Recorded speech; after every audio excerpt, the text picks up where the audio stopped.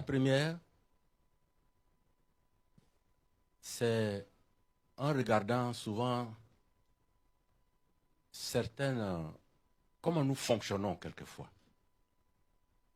Comment on peut dire qu'on va mettre en place une commission électorale indépendante et imposer que les représentants des partis politiques soient membres de cette commission.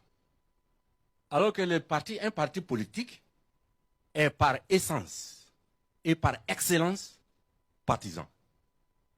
Comment on peut faire ça dans un pays? Je voudrais interpeller la conscience des Ivoiriens. Comment on peut faire ça? C'est une question que je pose.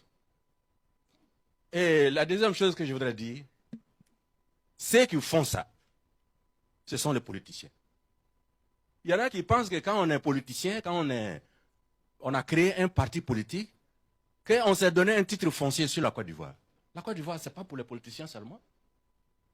La Côte d'Ivoire, c'est nous tous. On s'est empêtré dans un péché originel.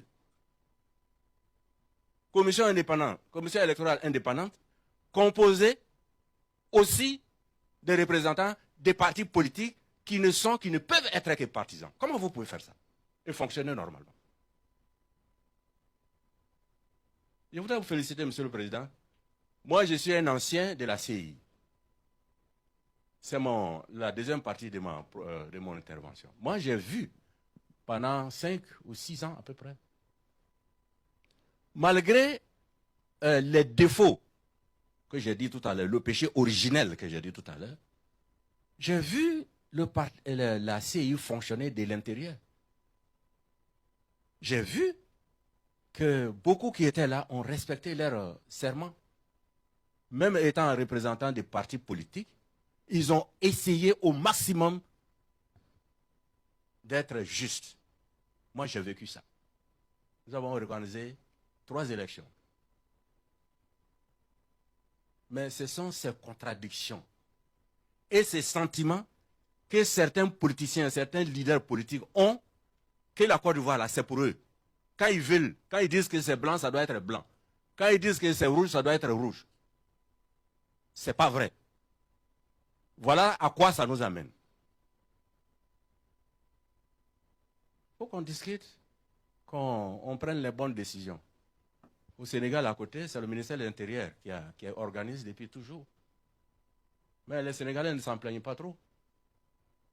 Ici, on a dit, c'était le ministère de l'Intérieur, on dit non, c'est indépendant, et puis on s'est mis dedans, pour que ça soit partisan. C'est des contradictions qui nous empêchent de fonctionner normalement. C'est à cause de ça, les crises là, c'est à répétition. Quand les élections approchent, on fait des calculs, et on pense qu'on peut imposer un changement tout de suite. J'ai dit non. La Côte d'Ivoire, ce n'est pas pour les politiciens seulement. Ils ne sont que les leaders. Ils sont les envoyés du peuple. Pour ne pas se mettre à la place de ceux qui les ont envoyés. Je voudrais terminer par dire que pour la population ivoirienne, il y a une ligne rouge pour moi. La ligne rouge là, c'est la violence. Quel que soit tout ce qui va se passer, ils n'ont qu'à discuter. On ne veut pas de violence en Côte d'Ivoire. Les Ivoiriens sont fatigués. Tout ce qui se passe aujourd'hui, ça s'est passé dans notre histoire récente. Discutez comme vous voulez, faites les élections, mais pas de violence. On ne va pas brûler le pays qu'on a réalisé. Pas de violence. C'est pourquoi je dis personnellement que chaque Ivoirien doit être un promoteur de la sécurité, mais doit aussi être un gardien de la sécurité. Parce que le Coran nous dit, Wataku fitna. Là, tous ces banalisés n'azola mominkum khasa. Craignez une fitna. Une fitna, c'est une calamité. C'est un malheur qui tombe sur un peuple. Parce que quand le malheur tombe, il frappe tout le monde. Tu étais au courant, tu n'étais pas au courant, tu étais là, tu n'étais pas là, tu as raison, tu as tort, le malheur va nous frapper tous. Donc on ne va pas s'asseoir comme des moutons pour que le malheur vienne nous frapper. C'est pourquoi j'exhorte les Ivoiriens, nos concitoyens, à être des promoteurs de la paix, mais à être gardiens de la paix et de la sécurité, de la stabilité de ces pays. Que Dieu vous bénisse abondamment.